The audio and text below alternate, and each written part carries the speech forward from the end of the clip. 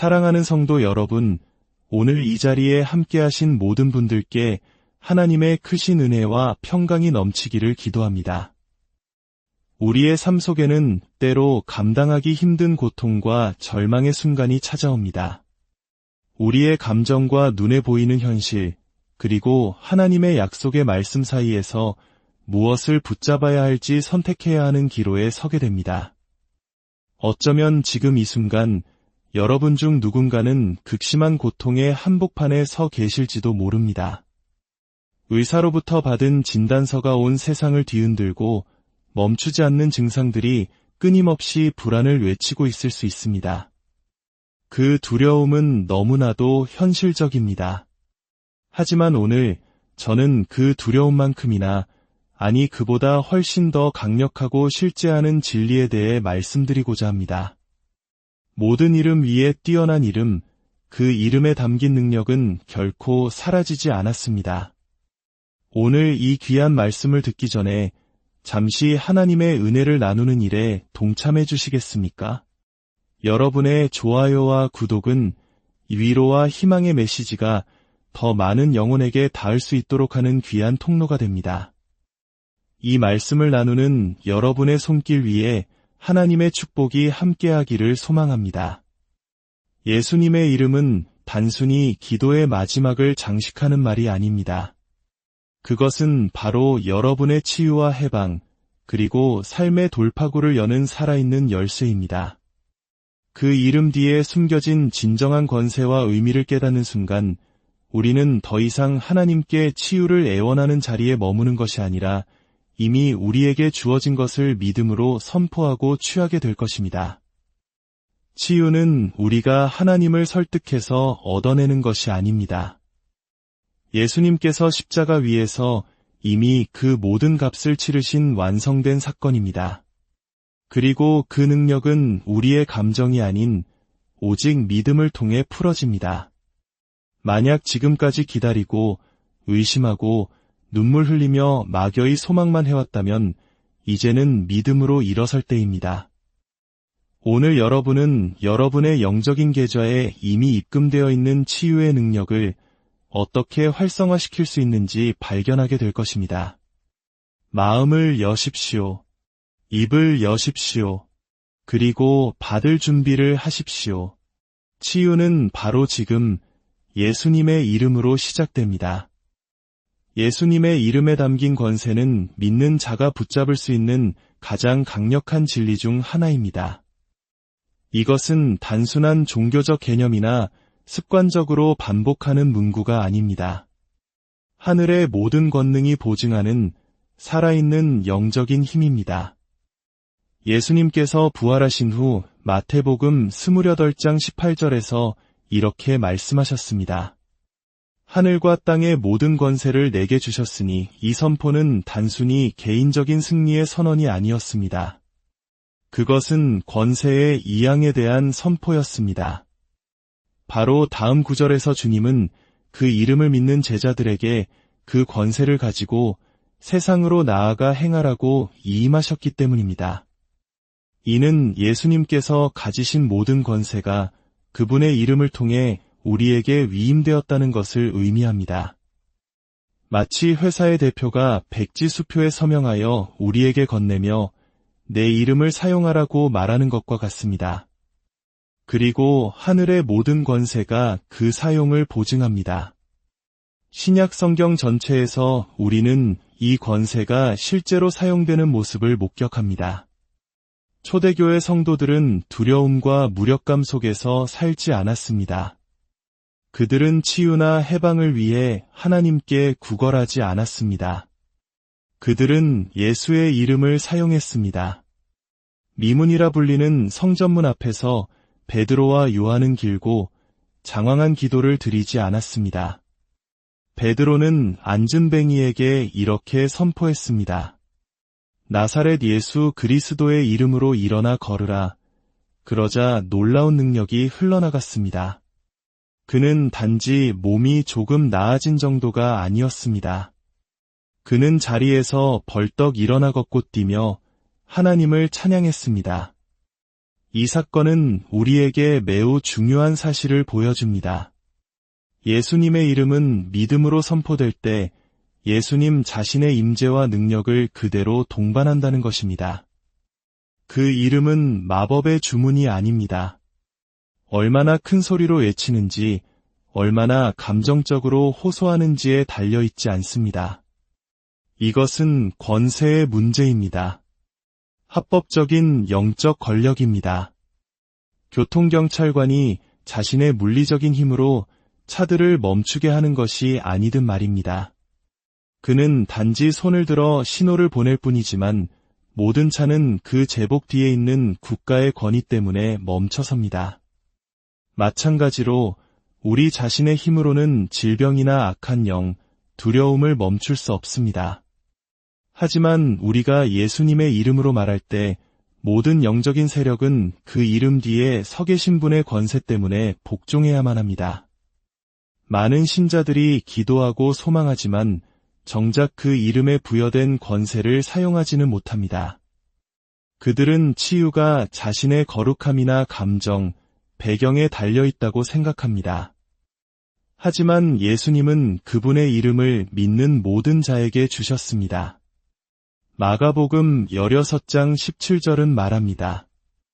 믿는 자들에게는 이런 표적이 따르리니 곧 그들이 내 이름으로 귀신을 쫓아내며 병든 사람에게 손을 얹은 즉 나으리라. 내 이름으로라는 구절에 주목하십시오. 치유자는 우리가 아닙니다. 주님이십니다. 하지만 주님은 우리에게 그분의 권세를 사용하도록 허락하셨기에 우리를 통해 일하십니다. 문제는 많은 사람들이 자신에게 주어진 권세를 진정으로 믿지 않는다는 것입니다. 그들은 혹시나 무슨 일이 일어날까 하는 마음에 두려움 속에서 그 이름을 속삭입니다. 하지만 이 이름은 약하지 않습니다. 연약하지 않습니다. 이 이름은 부활하신 왕의 모든 권위를 담고 있습니다. 빌립보서 2장 9절에서 11절은 선포합니다. 이러므로 하나님이 그를 지극히 높여 모든 이름 위에 뛰어난 이름을 주사 하늘에 있는 자들과 땅에 있는 자들과 땅 아래에 있는 자들로 모든 무릎을 예수의 이름에 꿇게 하시고, 이 말씀은 하늘과 땅 그리고 지옥까지 모든 영역을 포함합니다. 이는 질병, 고통, 고뇌, 불안 등 이름을 가진 모든 것이 예수의 이름이 믿음으로 선포될 때 무릎 꿇어야 함을 의미합니다. 이제 이 진리를 깨달았다면 우리는 예수님께서 이미 물리치신 것들을 더 이상 용납해서는 안 됩니다. 하나님께 그것을 없애달라고 애원하는 대신 예수님의 이름으로 그것에게 떠나가라고 명령해야 합니다. 초대교회는 이것을 알았기에 도시를 뒤흔들고 병든 자를 고쳤습니다. 그들이 특별해서가 아니라 그 이름에 담긴 능력을 알았기 때문입니다. 그 동일한 이름이 오늘 당신에게 주어졌습니다. 그 이름을 말하십시오. 믿으십시오. 그 이름 위에 굳게 서십시오. 그리고 하늘이 움직이는 것을 지켜보십시오. 치유는 십자가에서 이미 값을 치른 사건입니다. 이 진리는 신성한 건강과 온전함에 관한 기독교 신앙의 가장 근본적인 토대입니다. 예수님은 단지 죄를 사하기 위해 오신 것이 아니라 마귀의 일을 멸하기 위해 오셨습니다. 그리고 마귀의 일 중 하나가 바로 질병입니다. 많은 신자들이 언젠가 미래에 하나님께서 자신을 고쳐주시기를 기다립니다. 기도를 충분히 하고 금식을 하고 더 거룩해지면 치유받을 자격이 생길지도 모른다고 희망합니다. 하지만 진실은 치유는 미래의 약속이 아니라 예수 그리스도의 구속사역을 통해 온전히 값을 치른 완성된 사건이라는 것입니다. 예수님께서 채찍에 맞으시고 멍드시고 십자가에 못 박히셨을 때 그분은 단지 우리의 죄만을 짊어지신 것이 아닙니다. 우리의 질병도 함께 짊어지셨습니다. 이사야 54장 4절은 이렇게 예언합니다. 그는 실로 우리의 질고를 지고 우리의 슬픔을 당하였거늘 여기서 질고와 슬픔에 해당하는 히브리어 원어는 문자적으로 질병과 고통을 의미합니다. 선지자는 고난받는 종이 죄의 영적 결과뿐만 아니라 육체적 결과까지도 짊어지는 것을 보았습니다. 하나님은 죄 사함과 치유를 분리하지 않으셨습니다. 이 둘은 동일한 언약의 일부입니다.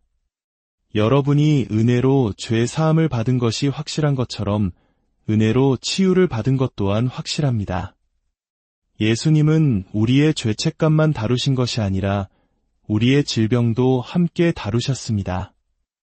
예수님의 등에 남은 채찍 자국은 단순한 로마의 형벌이 아니었습니다. 그것은 바로 당신의 치유를 위해 치러진 대가였습니다. 베드로전서 2장 24절은 과거형으로 분명히 선포합니다. 그가 채찍에 맞음으로 너희는 나음을 얻었나니 얻을 것이다도 아니고 얻을지도 모른다도 아닙니다. 이미 얻었다는 것입니다. 이는 모든 것이 이미 끝났다는 의미입니다. 대가는 온전히 지불되었습니다. 주님께서 십자가 위에서 다 이루었다고 외치셨을 때 그분은 믿는 모든 자를 위한 죄와 수치와 질병의 종식을 선포하신 것입니다. 치유는 노력해서 얻는 것이 아니라 믿음으로 받는 것입니다. 종교는 사람들에게 하나님의 축복을 벌어야 한다고 가르치지만 믿음은 이미 주어진 것을 받으라고 가르칩니다. 구원을 노력으로 얻지 않은 것처럼 치유도 노력으로 얻을 수 없습니다. 마음으로 믿고 입으로 시인했을 때 구원이 실제가 된 것처럼 치유에도 동일한 원리가 적용됩니다. 예수님께서 이미 대가를 치르셨다는 사실을 믿고 그것을 입으로 선포하는 순간 치유는 나타나기 시작합니다. 그것이 즉각적으로 나타나든 점진적으로 나타나든 그것은 예수님께서 하신 일 때문에 이미 당신의 것입니다. 사탄은 당신이 치유받을 자격이 없다고, 그것은 하나님의 뜻이 아니라고, 혹은 어떤 특별한 순간을 기다려야 한다고 당신을 속이려 할 것입니다. 하지만 하나님의 뜻은 십자가에서 분명히 드러났습니다. 예수님께서 우리의 질병을 짊어지셨다면 우리가 더 이상 그것을 짊어질 필요가 없습니다. 그분이 대신 지고 가셨다면 우리는 그것으로부터 자유로워진 것입니다. 치유는 보상이 아니라 상속 유산입니다. 당신이 스스로를 치유하는 것이 아닙니다. 주님께서 이미 당신을 치유하셨습니다. 당신이 할 일은 그것을 믿고, 받고, 그 안에서 살아가는 것입니다. 그것을 얻으려고 애쓰는 것을 멈추고, 이미 주신 것에 대해 하나님께 감사하기 시작할 때 치유는 흐르기 시작합니다. 예수님께서 하신 일에 대한 믿음으로 당신의 마음이 가득 찰 때 당신의 몸은 반응하기 시작하고 생각은 새로워지며 증상들은 힘을 잃기 시작할 것입니다. 얼마나 오랫동안 아팠는지는 중요하지 않습니다. 의사가 뭐라고 말했는지도 중요하지 않습니다. 십자가는 모든 진단보다 위대하며 예수의 피는 어떠한 보고서보다 더 큰 소리로 말합니다. 예수님께서 끝내신 일은 누구도 되돌릴 수 없습니다. 그분이 값을 치르신 것은 당신의 것입니다. 다 이루어졌습니다. 당신은 치유받았습니다. 그것을 믿으십시오. 말하십시오. 받으십시오. 믿음이 그 능력을 풀어놓습니다. 하나님은 이미 당신의 치유를 위해 하실 일을 다 하셨습니다. 예수님은 이미 채찍에 맞으셨습니다. 그 일은 완성되었습니다. 그러나 믿음은 그 완성된 일이 당신의 몸 안에서 실제가 되고 활성화되도록 하는 통로입니다. 믿음이 없다면 그 능력은 사용되지 않은 채, 만져지지 않은 채, 나타나지 않은 채로 남아있게 됩니다. 능력이 없어서가 아니라 하나님께서 그분의 나라가 믿음으로 작동하도록 설계하셨기 때문입니다. 믿음은 증상보다 말씀을 더 신뢰합니다. 믿음은 고통 속에서도 약속을 굳게 붙잡습니다. 믿음은 치유된 느낌이 들 때까지 기다렸다가 치유를 선포하지 않습니다. 믿음은 아무것도 달라 보이지 않을 때에도 그것을 말합니다. 믿음은 보이지 않는 약속을 보이는 세계와 연결하는 다리입니다. 혈루증을 앓던 여인의 이야기를 기억해 보십시오. 그녀는 예수님께서 자신에게 오시기를 기다리지 않았습니다. 그녀는 속으로 말했습니다. 내가 그의 오대만 손을 대어도 구원을 받으리라. 이것이 바로 믿음이었습니다. 그녀는 자신이 믿는 바를 행동으로 옮겼고 예수님의 옷자락을 만지는 순간 능력이 흘러나왔습니다. 예수님은 딸아, 내 믿음이 너를 구원하였느니라고 말씀하셨습니다. 예수님의 능력이 그녀를 고친 것이 아니라 그녀의 믿음이 예수님 안에 있던 치유의 능력을 끌어낸 것입니다. 능력은 항상 존재했지만 믿음이 그것을 활성화시키는 스위치였습니다. 믿음은 수동적이거나 침묵하지 않습니다. 믿음은 말하고, 움직이고, 행동합니다. 야고보서 2장 17절은 행함이 없는 믿음은 그 자체가 죽은 것이라고 말합니다. 당신이 치유받았음을 믿는다면 그렇게 행동하십시오. 그렇게 말하십시오. 이미 받은 것처럼 하나님께 감사하십시오. 주님, 저를 치유해 주셔서 감사합니다. 라고 말할 때마다 당신은 능력을 풀어놓는 것입니다. 두려움에 저항하고 찬양을 선택할 때마다 능력이 흐릅니다. 증상이 아닌 말씀을 고백할 때마다 당신의 상황 속에 능력이 풀어집니다. 그리고 고백은 소유를 낳습니다. 이것은 믿음이 어떻게 작동하고 치유가 어떻게 나타나는지를 지배하는 영적인 법칙입니다. 많은 그리스도인들이 마음으로는 하나님이 자신을 고칠 수 있다고 믿지만 그들의 말이 믿음과 모순되기 때문에 결과를 보지 못합니다. 질병과 의심과 두려움을 말하면서 치유를 위한 믿음을 가질 수는 없습니다. 당신이 말하는 것이 결국 당신이 보게 될 현실이 됩니다. 마가복음 11장 23절에서 예수님은 말씀하셨습니다. 누구든지 이 산더러 들리어 바다에 던져지라 하며 그 말하는 것이 이루어질 줄 믿고 마음에 의심하지 아니하면 그대로 되리라. 이 구절은 당신이 믿는 것만으로는 부족하다고 말합니다. 당신이 말하는 것을 갖게 될 것이라고 말합니다. 당신의 고백은 단순한 정보 전달이 아니라 창조 행위입니다. 당신의 입은 당신 인생이라는 배의 방향을 정하는 키와 같습니다. 고백은 질병의 존재를 부정하는 것이 아닙니다. 그것은 당신의 상태라는 사실 위에 하나님의 말씀이라는 더 높은 진리를 확증하는 것입니다. 고통이 여전히 존재할 수 있고 증상이 나타날 수 있습니다. 하지만 당신의 고백은 더 높은 진리 위에 섭니다. 그가 채찍에 맞음으로 나는 나음을 입었다. 이것은 희망사항이 아니라 그리스도의 완성된 사역에 뿌리를 둔 선포입니다. 이제 당신의 입을 훈련시켜야 합니다. 당신의 몸이 뭐라고 말하든, 의사가 뭐라고 말하든, 감정이 뭐라고 말하든 상관없이 말씀을 말하도록 훈련해야 합니다. 이것은 훈련이 필요하지만 승리로 가는 길입니다. 말씀을 더 많이 고백할수록 당신의 생각은 진리에 맞춰지고 당신의 영은 강건해집니다.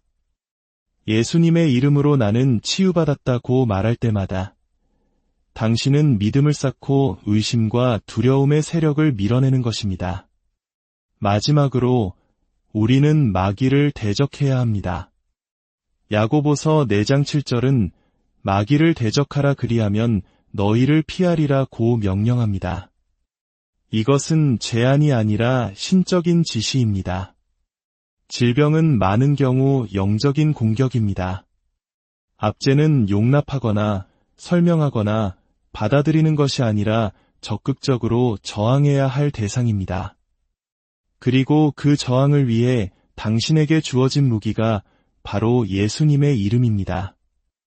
예수님의 이름으로 이 질병에 저항한다고 말할 때 당신은 정중한 요청을 하는 것이 아닙니다. 당신은 신적인 권위로 뒷받침되는 영적 명령을 내리는 것입니다. 마귀는 당신의 감정이나 눈물을 두려워하지 않습니다. 그러나 그는 예수의 이름 앞에서는 떱니다. 그 이름이 십자가에서 그를 완전히 패배시켰기 때문입니다. 여러분, 당신은 무력하지 않습니다. 당신은 혼자가 아닙니다. 모든 이름 위에 뛰어난 이름이 당신의 입에 있습니다. 마귀를 대적할 때 치유는 나타나기 시작하고 온전함이 흐르기 시작하며 원수는 그 세력을 잃게 됩니다. 치유는 먼 희망이나 미래의 가능성이 아닙니다. 그것은 예수님의 피로 사신 현재의 실제입니다. 십자가는 당신의 법적 근거이며 믿음은 당신의 접근점입니다. 그분의 약속을 고백하고 원수를 대적하며 그분의 강력한 이름으로 말씀을 선포함으로써 당신은 질병을 몰아내고 회복을 가져오는 초자연적인 힘을 활성화시킵니다. 더 이상 치유를 기다리는 자가 되지 마십시오. 이미 당신에게 속한 치유를 집행하는 자가 되십시오. 믿음으로 일어나 권세 있게 말하며 예수님께서 값을 치르신 그 치유 안에서 걸으십시오. 이제 하나님의 말씀의 빛이 당신의 마음과 몸을 믿음과 능력과 평강으로 가득 채우기를 기도합니다. 당신이 그분의 이름을 부르고 그분의 약속 위에 설 때 치유가 강물처럼 흐르고 온전함이 당신 삶의 모든 부분에 나타나기를 축원합니다. 강건하십시오. 계속 믿으십시오. 당신에게 속한 것을 결코 놓치지 마십시오. 당신의 치유는 바로 지금 여기에 있습니다. 그 안에서 걸으십시오. 하나님의 풍성한 은혜가 여러분과 함께하기를 축원합니다. 사랑하는 성도 여러분, 오늘 이 자리에 함께하신 모든 분들께 하나님의 크신 은혜와 평강이 넘치기를 기도합니다. 우리의 삶 속에는 때로 감당하기 힘든 고통과 절망의 순간이 찾아옵니다. 우리의 감정과 눈에 보이는 현실, 그리고 하나님의 약속의 말씀 사이에서 무엇을 붙잡아야 할지 선택해야 하는 기로에 서게 됩니다. 어쩌면 지금 이 순간 여러분 중 누군가는 극심한 고통의 한복판에 서 계실지도 모릅니다. 의사로부터 받은 진단서가 온 세상을 뒤흔들고 멈추지 않는 증상들이 끊임없이 불안을 외치고 있을 수 있습니다. 그 두려움은 너무나도 현실적입니다. 하지만 오늘 저는 그 두려움만큼이나 아니 그보다 훨씬 더 강력하고 실제하는 진리에 대해 말씀드리고자 합니다. 모든 이름 위에 뛰어난 이름, 그 이름에 담긴 능력은 결코 사라지지 않았습니다. 오늘 이 귀한 말씀을 듣기 전에 잠시 하나님의 은혜를 나누는 일에 동참해 주시겠습니까? 여러분의 좋아요와 구독은 위로와 희망의 메시지가 더 많은 영혼에게 닿을 수 있도록 하는 귀한 통로가 됩니다. 이 말씀을 나누는 여러분의 손길 위에 하나님의 축복이 함께하기를 소망합니다. 예수님의 이름은 단순히 기도의 마지막을 장식하는 말이 아닙니다. 그것은 바로 여러분의 치유와 해방, 그리고 삶의 돌파구를 여는 살아있는 열쇠입니다. 그 이름 뒤에 숨겨진 진정한 권세와 의미를 깨닫는 순간, 우리는 더 이상 하나님께 치유를 애원하는 자리에 머무는 것이 아니라 이미 우리에게 주어진 것을 믿음으로 선포하고 취하게 될 것입니다. 치유는 우리가 하나님을 설득해서 얻어내는 것이 아닙니다. 예수님께서 십자가 위에서 이미 그 모든 값을 치르신 완성된 사건입니다. 그리고 그 능력은 우리의 감정이 아닌 오직 믿음을 통해 풀어집니다. 만약 지금까지 기다리고 의심하고 눈물 흘리며 막연히 소망만 해왔다면 이제는 믿음으로 일어설 때입니다. 오늘 여러분은 여러분의 영적인 계좌에 이미 입금되어 있는 치유의 능력을 어떻게 활성화시킬 수 있는지 발견하게 될 것입니다. 마음을 여십시오. 입을 여십시오. 그리고 받을 준비를 하십시오. 치유는 바로 지금 예수님의 이름으로 시작됩니다. 예수님의 이름에 담긴 권세는 믿는 자가 붙잡을 수 있는 가장 강력한 진리 중 하나입니다. 이것은 단순한 종교적 개념이나 습관적으로 반복하는 문구가 아닙니다. 하늘의 모든 권능이 보증하는 살아있는 영적인 힘입니다. 예수님께서 부활하신 후 마태복음 28장 18절에서 이렇게 말씀하셨습니다. 하늘과 땅의 모든 권세를 내게 주셨으니 이 선포는 단순히 개인적인 승리의 선언이 아니었습니다. 그것은 권세의 이양에 대한 선포였습니다. 바로 다음 구절에서 주님은 그 이름을 믿는 제자들에게 그 권세를 가지고 세상으로 나아가 행하라고 이임하셨기 때문입니다. 이는 예수님께서 가지신 모든 권세가 그분의 이름을 통해 우리에게 위임되었다는 것을 의미합니다. 마치 회사의 대표가 백지 수표에 서명하여 우리에게 건네며 내 이름을 사용하라고 말하는 것과 같습니다. 그리고 하늘의 모든 권세가 그 사용을 보증합니다. 신약 성경 전체에서 우리는 이 권세가 실제로 사용되는 모습을 목격합니다. 초대교회 성도들은 두려움과 무력감 속에서 살지 않았습니다. 그들은 치유나 해방을 위해 하나님께 구걸하지 않았습니다. 그들은 예수의 이름을 사용했습니다. 미문이라 불리는 성전문 앞에서 베드로와 요한은 길고 장황한 기도를 드리지 않았습니다. 베드로는 안진뱅이에게 이렇게 선포했습니다. 나사렛 예수 그리스도의 이름으로 일어나 걸으라. 그러자 놀라운 능력이 흘러나갔습니다. 그는 단지 몸이 조금 나아진 정도가 아니었습니다. 그는 자리에서 벌떡 일어나 걷고 뛰며 하나님을 찬양했습니다. 이 사건은 우리에게 매우 중요한 사실을 보여줍니다. 예수님의 이름은 믿음으로 선포될 때 예수님 자신의 임재와 능력을 그대로 동반한다는 것입니다. 그 이름은 마법의 주문이 아닙니다. 얼마나 큰 소리로 외치는지, 얼마나 감정적으로 호소하는지에 달려있지 않습니다. 이것은 권세의 문제입니다. 합법적인 영적 권력입니다. 교통경찰관이 자신의 물리적인 힘으로 차들을 멈추게 하는 것이 아니든 말입니다. 그는 단지 손을 들어 신호를 보낼 뿐이지만 모든 차는 그 제복 뒤에 있는 국가의 권위 때문에 멈춰섭니다. 마찬가지로 우리 자신의 힘으로는 질병이나 악한 영, 두려움을 멈출 수 없습니다. 하지만 우리가 예수님의 이름으로 말할 때 모든 영적인 세력은 그 이름 뒤에 서 계신 분의 권세 때문에 복종해야만 합니다. 많은 신자들이 기도하고 소망하지만 정작 그 이름에 부여된 권세를 사용하지는 못합니다. 그들은 치유가 자신의 거룩함이나 감정, 배경에 달려있다고 생각합니다. 하지만 예수님은 그분의 이름을 믿는 모든 자에게 주셨습니다. 마가복음 16장 17절은 말합니다. 믿는 자들에게는 이런 표적이 따르리니 곧 그들이 내 이름으로 귀신을 쫓아내며 병든 사람에게 손을 얹은 즉 나으리라. 내 이름으로라는 구절에 주목하십시오. 치유자는 우리가 아닙니다. 주님이십니다. 하지만 주님은 우리에게 그분의 권세를 사용하도록 허락하셨기에 우리를 통해 일하십니다. 문제는 많은 사람들이 자신에게 주어진 권세를 진정으로 믿지 않는다는 것입니다. 그들은 혹시나 무슨 일이 일어날까 하는 마음에 두려움 속에서 그 이름을 속삭입니다.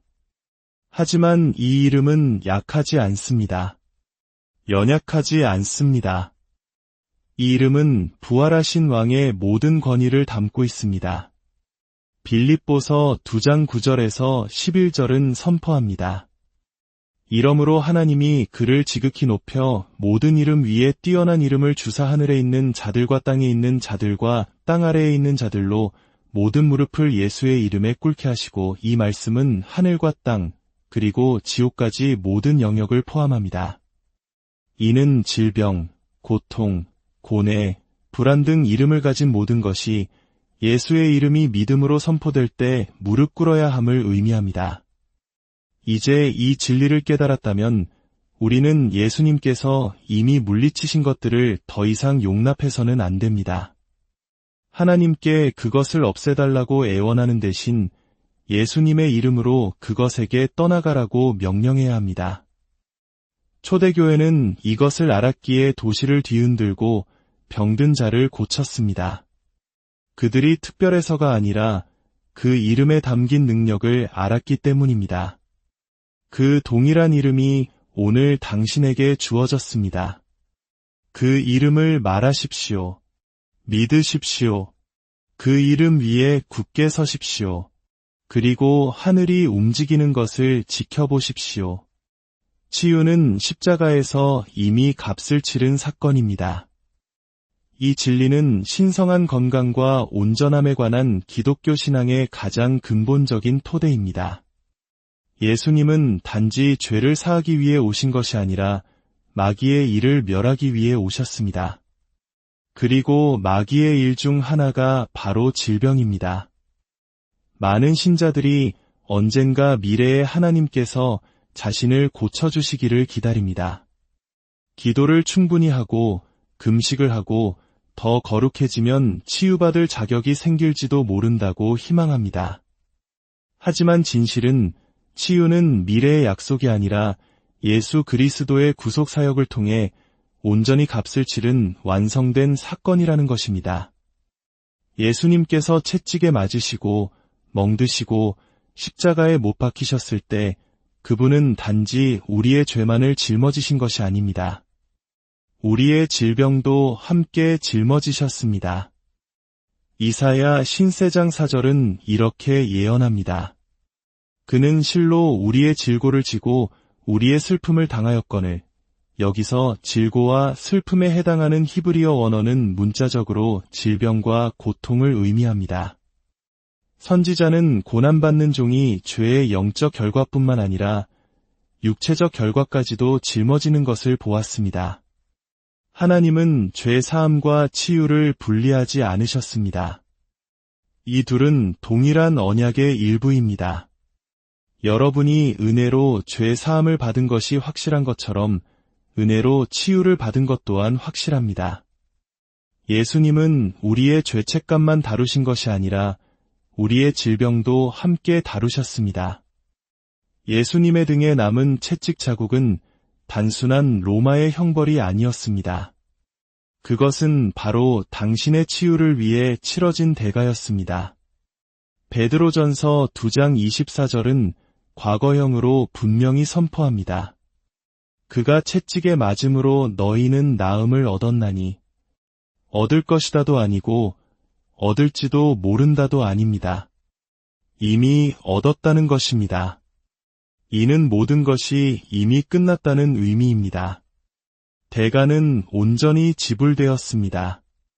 주님께서 십자가 위에서 다 이루었다고 외치셨을 때 그분은 믿는 모든 자를 위한 죄와 수치와 질병의 종식을 선포하신 것입니다. 치유는 노력해서 얻는 것이 아니라 믿음으로 받는 것입니다. 종교는 사람들에게 하나님의 축복을 벌어야 한다고 가르치지만 믿음은 이미 주어진 것을 받으라고 가르칩니다. 구원을 노력으로 얻지 않은 것처럼 치유도 노력으로 얻을 수 없습니다. 마음으로 믿고 입으로 시인했을 때 구원이 실제가 된 것처럼 치유에도 동일한 원리가 적용됩니다. 예수님께서 이미 대가를 치르셨다는 사실을 믿고 그것을 입으로 선포하는 순간 치유는 나타나기 시작합니다. 그것이 즉각적으로 나타나든 점진적으로 나타나든 그것은 예수님께서 하신 일 때문에 이미 당신의 것입니다. 사탄은 당신이 치유받을 자격이 없다고, 그것은 하나님의 뜻이 아니라고, 혹은 어떤 특별한 순간을 기다려야 한다고 당신을 속이려 할 것입니다. 하지만 하나님의 뜻은 십자가에서 분명히 드러났습니다.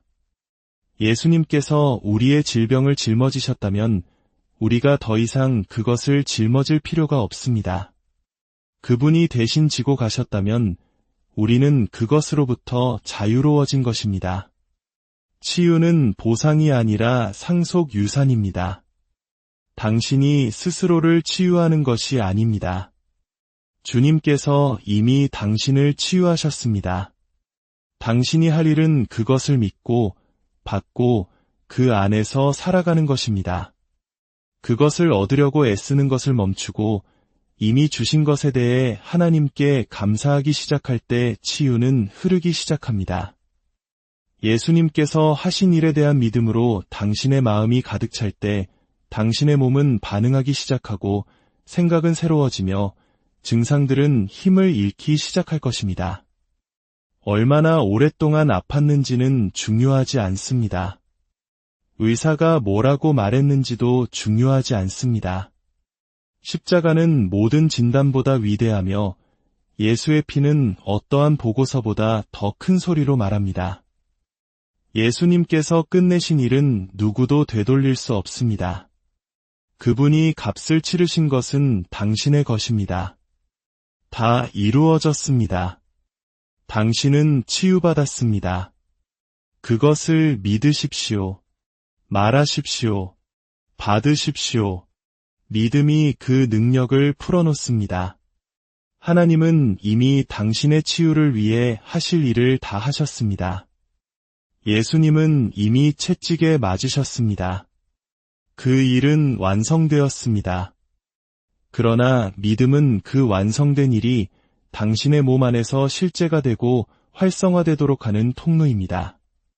믿음이 없다면 그 능력은 사용되지 않은 채, 만져지지 않은 채, 나타나지 않은 채로 남아있게 됩니다. 능력이 없어서가 아니라 하나님께서 그분의 나라가 믿음으로 작동하도록 설계하셨기 때문입니다. 믿음은 증상보다 말씀을 더 신뢰합니다. 믿음은 고통 속에서도 약속을 굳게 붙잡습니다. 믿음은 치유된 느낌이 들 때까지 기다렸다가 치유를 선포하지 않습니다. 믿음은 아무것도 달라 보이지 않을 때에도 그것을 말합니다. 믿음은 보이지 않는 약속을 보이는 세계와 연결하는 다리입니다. 혈루증을 앓던 여인의 이야기를 기억해 보십시오. 그녀는 예수님께서 자신에게 오시기를 기다리지 않았습니다. 그녀는 속으로 말했습니다. 내가 그의 오대만 손을 대어도 구원을 받으리라. 이것이 바로 믿음이었습니다. 그녀는 자신이 믿는 바를 행동으로 옮겼고 예수님의 옷자락을 만지는 순간 능력이 흘러나왔습니다. 예수님은 따라 내 믿음이 너를 구원하였느니라고 말씀하셨습니다. 예수님의 능력이 그녀를 고친 것이 아니라 그녀의 믿음이 예수님 안에 있던 치유의 능력을 끌어낸 것입니다. 능력은 항상 존재했지만 믿음이 그것을 활성화시키는 스위치였습니다. 믿음은 수동적이거나 침묵하지 않습니다. 믿음은 말하고, 움직이고, 행동합니다. 야고보서 2장 17절은 행함이 없는 믿음은 그 자체가 죽은 것이라고 말합니다. 당신이 치유받았음을 믿는다면 그렇게 행동하십시오. 그렇게 말하십시오. 이미 받은 것처럼 하나님께 감사하십시오. 주님, 저를 치유해 주셔서 감사합니다. 라고 말할 때마다 당신은 능력을 풀어놓는 것입니다. 두려움에 저항하고 찬양을 선택할 때마다 능력이 흐릅니다. 증상이 아닌 말씀을 고백할 때마다 당신의 상황 속에 능력이 풀어집니다. 그리고 고백은 소유를 낳습니다. 이것은 믿음이 어떻게 작동하고 치유가 어떻게 나타나는지를 지배하는 영적인 법칙입니다. 많은 그리스도인들이 마음으로는 하나님이 자신을 고칠 수 있다고 믿지만 그들의 말이 믿음과 모순되기 때문에 결과를 보지 못합니다. 질병과 의심과 두려움을 말하면서 치유를 위한 믿음을 가질 수는 없습니다. 당신이 말하는 것이 결국 당신이 보게 될 현실이 됩니다. 마가복음 11장 23절에서 예수님은 말씀하셨습니다. 누구든지 이 산더러 들리어 바다에 던져지라 하며 그 말하는 것이 이루어질 줄 믿고 마음에 의심하지 아니하면 그대로 되리라. 이 구절은 당신이 믿는 것만으로는 부족하다고 말합니다. 당신이 말하는 것을 갖게 될 것이라고 말합니다. 당신의 고백은 단순한 정보 전달이 아니라 창조 행위입니다. 당신의 입은 당신 인생이라는 배의 방향을 정하는 키와 같습니다. 고백은 질병의 존재를 부정하는 것이 아닙니다. 그것은 당신의 상태라는 사실 위에 하나님의 말씀이라는 더 높은 진리를 확증하는 것입니다. 고통이 여전히 존재할 수 있고 증상이 나타날 수 있습니다. 하지만 당신의 고백은 더 높은 진리 위에 섭니다. 그가 채찍에 맞음으로 나는 나음을 입었다. 이것은 희망사항이 아니라 그리스도의 완성된 사역에 뿌리를 둔 선포입니다. 이제 당신의 입을 훈련시켜야 합니다. 당신의 몸이 뭐라고 말하든, 의사가 뭐라고 말하든, 감정이 뭐라고 말하든 상관없이 말씀을 말하도록 훈련해야 합니다. 이것은 훈련이 필요하지만 승리로 가는 길입니다. 말씀을 더 많이 고백할수록 당신의 생각은 진리에 맞춰지고 당신의 영은 강건해집니다. 예수님의 이름으로 나는 치유받았다고 말할 때마다 당신은 믿음을 쌓고 의심과 두려움의 세력을 밀어내는 것입니다. 마지막으로 우리는 마귀를 대적해야 합니다. 야고보서 4장 7절은 마귀를 대적하라 그리하면 너희를 피하리라고 명령합니다. 이것은 제안이 아니라 신적인 지시입니다. 질병은 많은 경우 영적인 공격입니다.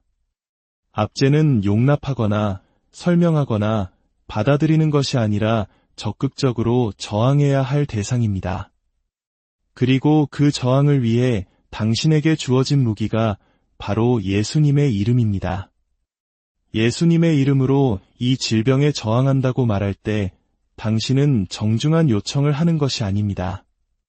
당신은 신적인 권위로 뒷받침되는 영적 명령을 내리는 것입니다. 마귀는 당신의 감정이나 눈물을 두려워하지 않습니다. 그러나 그는 예수의 이름 앞에서는 떱니다. 그 이름이 십자가에서 그를 완전히 패배시켰기 때문입니다. 여러분, 당신은 무력하지 않습니다. 당신은 혼자가 아닙니다. 모든 이름 위에 뛰어난 이름이 당신의 입에 있습니다. 마귀를 대적할 때 치유는 나타나기 시작하고 온전함이 흐르기 시작하며 원수는 그 세력을 잃게 됩니다. 치유는 먼 희망이나 미래의 가능성이 아닙니다. 그것은 예수님의 피로 사신 현재의 실제입니다. 십자가는 당신의 법적 근거이며 믿음은 당신의 접근점입니다. 그분의 약속을 고백하고 원수를 대적하며 그분의 강력한 이름으로 말씀을 선포함으로써 당신은 질병을 몰아내고 회복을 가져오는 초자연적인 힘을 활성화시킵니다. 더 이상 치유를 기다리는 자가 되지 마십시오. 이미 당신에게 속한 치유를 집행하는 자가 되십시오. 믿음으로 일어나 권세 있게 말하며 예수님께서 값을 치르신 그 치유 안에서 걸으십시오. 이제 하나님의 말씀의 빛이 당신의 마음과 몸을 믿음과 능력과 평강으로 가득 채우기를 기도합니다. 당신이 그분의 이름을 부르고 그분의 약속 위에 설 때 치유가 강물처럼 흐르고 온전함이 당신 삶의 모든 부분에 나타나기를 축원합니다. 강건하십시오. 계속 믿으십시오. 당신에게 속한 것을 결코 놓치지 마십시오. 당신의 치유는 바로 지금 여기에 있습니다. 그 안에서 걸으십시오. 하나님의 풍성한 은혜가 여러분과 함께하기를 축원합니다. 사랑하는 성도 여러분, 오늘 이 자리에 함께하신 모든 분들께 하나님의 크신 은혜와 평강이 넘치기를 기도합니다. 우리의 삶 속에는 때로 감당하기 힘든 고통과 절망의 순간이 찾아옵니다. 우리의 감정과 눈에 보이는 현실, 그리고 하나님의 약속의 말씀 사이에서 무엇을 붙잡아야 할지 선택해야 하는 기로에 서게 됩니다. 어쩌면 지금 이 순간 여러분 중 누군가는 극심한 고통의 한복판에 서 계실지도 모릅니다. 의사로부터 받은 진단서가 온 세상을 뒤흔들고 멈추지 않는 증상들이 끊임없이 불안을 외치고 있을 수 있습니다. 그 두려움은 너무나도 현실적입니다. 하지만 오늘 저는 그 두려움만큼이나, 아니 그보다 훨씬 더 강력하고 실제하는 진리에 대해 말씀드리고자 합니다.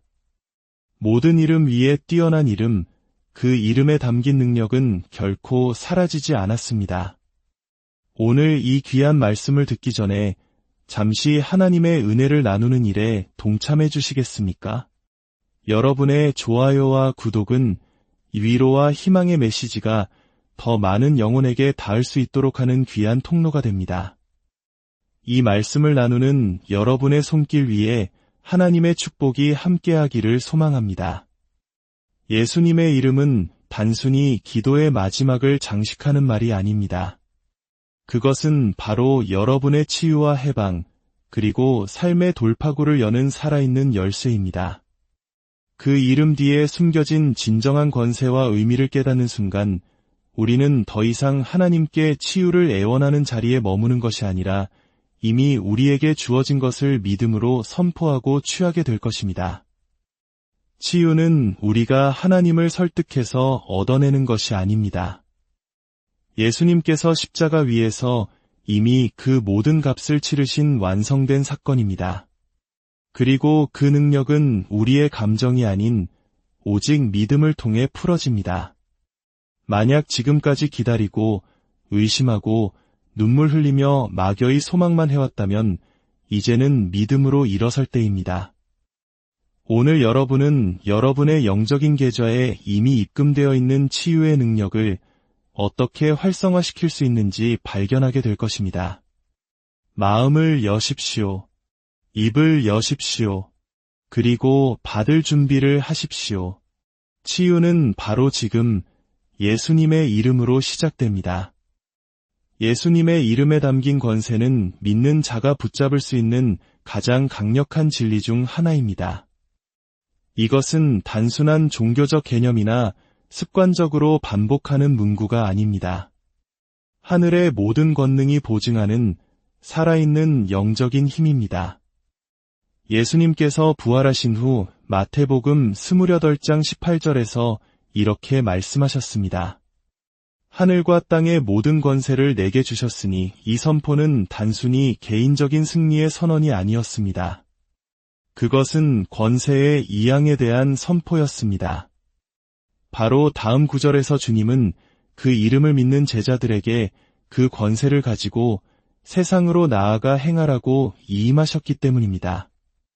이는 예수님께서 가지신 모든 권세가 그분의 이름을 통해 우리에게 위임되었다는 것을 의미합니다. 마치 회사의 대표가 백지 수표에 서명하여 우리에게 건네며 내 이름을 사용하라고 말하는 것과 같습니다. 그리고 하늘의 모든 권세가 그 사용을 보증합니다. 신약 성경 전체에서 우리는 이 권세가 실제로 사용되는 모습을 목격합니다. 초대교회 성도들은 두려움과 무력감 속에서 살지 않았습니다. 그들은 치유나 해방을 위해 하나님께 구걸하지 않았습니다. 그들은 예수의 이름을 사용했습니다. 미문이라 불리는 성전문 앞에서 베드로와 요한은 길고 장황한 기도를 드리지 않았습니다. 베드로는 안진뱅이에게 이렇게 선포했습니다. 나사렛 예수 그리스도의 이름으로 일어나 걸으라. 그러자 놀라운 능력이 흘러나갔습니다. 그는 단지 몸이 조금 나아진 정도가 아니었습니다. 그는 자리에서 벌떡 일어나 걷고 뛰며 하나님을 찬양했습니다. 이 사건은 우리에게 매우 중요한 사실을 보여줍니다. 예수님의 이름은 믿음으로 선포될 때 예수님 자신의 임재와 능력을 그대로 동반한다는 것입니다. 그 이름은 마법의 주문이 아닙니다. 얼마나 큰 소리로 외치는지, 얼마나 감정적으로 호소하는지에 달려있지 않습니다. 이것은 권세의 문제입니다. 합법적인 영적 권력입니다. 교통경찰관이 자신의 물리적인 힘으로 차들을 멈추게 하는 것이 아니든 말입니다. 그는 단지 손을 들어 신호를 보낼 뿐이지만 모든 차는 그 제복 뒤에 있는 국가의 권위 때문에 멈춰섭니다. 마찬가지로 우리 자신의 힘으로는 질병이나 악한 영, 두려움을 멈출 수 없습니다. 하지만 우리가 예수님의 이름으로 말할 때 모든 영적인 세력은 그 이름 뒤에 서 계신 분의 권세 때문에 복종해야만 합니다. 많은 신자들이 기도하고 소망하지만 정작 그 이름에 부여된 권세를 사용하지는 못합니다. 그들은 치유가 자신의 거룩함이나 감정, 배경에 달려있다고 생각합니다. 하지만 예수님은 그분의 이름을 믿는 모든 자에게 주셨습니다. 마가복음 16장 17절은 말합니다. 믿는 자들에게는 이런 표적이 따르리니 곧 그들이 내 이름으로 귀신을 쫓아내며 병든 사람에게 손을 얹은 즉 나으리라. 내 이름으로라는 구절에 주목하십시오. 치유자는 우리가 아닙니다. 주님이십니다. 하지만 주님은 우리에게 그분의 권세를 사용하도록 허락하셨기에 우리를 통해 일하십니다. 문제는 많은 사람들이 자신에게 주어진 권세를 진정으로 믿지 않는다는 것입니다. 그들은 혹시나 무슨 일이 일어날까 하는 마음에 두려움 속에서 그 이름을 속삭입니다. 하지만 이 이름은 약하지 않습니다. 연약하지 않습니다. 이 이름은 부활하신 왕의 모든 권위를 담고 있습니다. 빌립보서 2장 9절에서 11절은 선포합니다. 이러므로 하나님이 그를 지극히 높여 모든 이름 위에 뛰어난 이름을 주사 하늘에 있는 자들과 땅에 있는 자들과 땅 아래에 있는 자들로 모든 무릎을 예수의 이름에 꿇게 하시고, 이 말씀은 하늘과 땅 그리고 지옥까지 모든 영역을 포함합니다. 이는 질병, 고통, 고뇌, 불안 등 이름을 가진 모든 것이 예수의 이름이 믿음으로 선포될 때 무릎 꿇어야 함을 의미합니다. 이제 이 진리를 깨달았다면 우리는 예수님께서 이미 물리치신 것들을 더 이상 용납해서는 안 됩니다. 하나님께 그것을 없애달라고 애원하는 대신 예수님의 이름으로 그것에게 떠나가라고 명령해야 합니다. 초대교회는 이것을 알았기에 도시를 뒤흔들고 병든 자를 고쳤습니다. 그들이 특별해서가 아니라 그 이름에 담긴 능력을 알았기 때문입니다. 그 동일한 이름이 오늘 당신에게 주어졌습니다. 그 이름을 말하십시오. 믿으십시오. 그 이름 위에 굳게 서십시오. 그리고 하늘이 움직이는 것을 지켜보십시오. 치유는 십자가에서 이미 값을 치른 사건입니다. 이 진리는 신성한 건강과 온전함에 관한 기독교 신앙의 가장 근본적인 토대입니다. 예수님은 단지 죄를 사하기 위해 오신 것이 아니라 마귀의 일을 멸하기 위해 오셨습니다. 그리고 마귀의 일 중 하나가 바로 질병입니다. 많은 신자들이 언젠가 미래에 하나님께서 자신을 고쳐주시기를 기다립니다. 기도를 충분히 하고 금식을 하고 더 거룩해지면 치유받을 자격이 생길지도 모른다고 희망합니다. 하지만 진실은 치유는 미래의 약속이 아니라 예수 그리스도의 구속 사역을 통해 온전히 값을 치른 완성된 사건이라는 것입니다. 예수님께서 채찍에 맞으시고 멍드시고 십자가에 못 박히셨을 때 그분은 단지 우리의 죄만을 짊어지신 것이 아닙니다. 우리의 질병도 함께 짊어지셨습니다. 이사야 신세장 4절은 이렇게 예언합니다. 그는 실로 우리의 질고를 지고 우리의 슬픔을 당하였거늘. 여기서 질고와 슬픔에 해당하는 히브리어 원어는 문자적으로 질병과 고통을 의미합니다. 선지자는 고난받는 종이 죄의 영적 결과뿐만 아니라 육체적 결과까지도 짊어지는 것을 보았습니다. 하나님은 죄 사함과 치유를 분리하지 않으셨습니다. 이 둘은 동일한 언약의 일부입니다. 여러분이 은혜로 죄 사함을 받은 것이 확실한 것처럼 은혜로 치유를 받은 것 또한 확실합니다. 예수님은 우리의 죄책감만 다루신 것이 아니라 우리의 질병도 함께 다루셨습니다. 예수님의 등에 남은 채찍 자국은 단순한 로마의 형벌이 아니었습니다. 그것은 바로 당신의 치유를 위해 치러진 대가였습니다. 베드로전서 2장 24절은 과거형으로 분명히 선포합니다. 그가 채찍에 맞음으로 너희는 나음을 얻었나니 얻을 것이다도 아니고 얻을지도 모른다도 아닙니다. 이미 얻었다는 것입니다. 이는 모든 것이 이미 끝났다는 의미입니다. 대가는 온전히 지불되었습니다. 주님께서 십자가 위에서 다 이루었다고 외치셨을 때 그분은 믿는 모든 자를 위한 죄와 수치와 질병의 종식을 선포하신 것입니다. 치유는 노력해서 얻는 것이 아니라 믿음으로 받는 것입니다. 종교는 사람들에게 하나님의 축복을 벌어야 한다고 가르치지만 믿음은 이미 주어진 것을 받으라고 가르칩니다. 구원을 노력으로 얻지 않은 것처럼 치유도 노력으로 얻을 수 없습니다. 마음으로 믿고 입으로 시인했을 때 구원이 실제가 된 것처럼 치유에도 동일한 원리가 적용됩니다. 예수님께서 이미 대가를 치르셨다는 사실을 믿고 그것을 입으로 선포하는 순간 치유는 나타나기 시작합니다.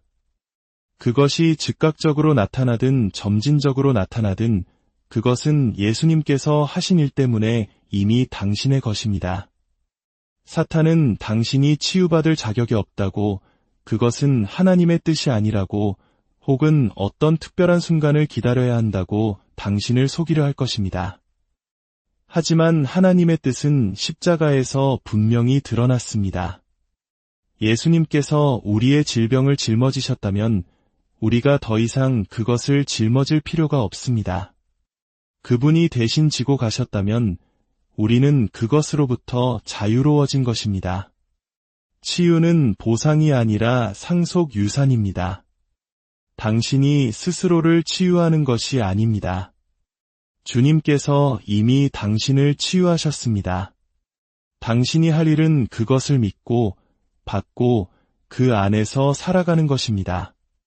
그것을 얻으려고 애쓰는 것을 멈추고 이미 주신 것에 대해 하나님께 감사하기 시작할 때 치유는 흐르기 시작합니다.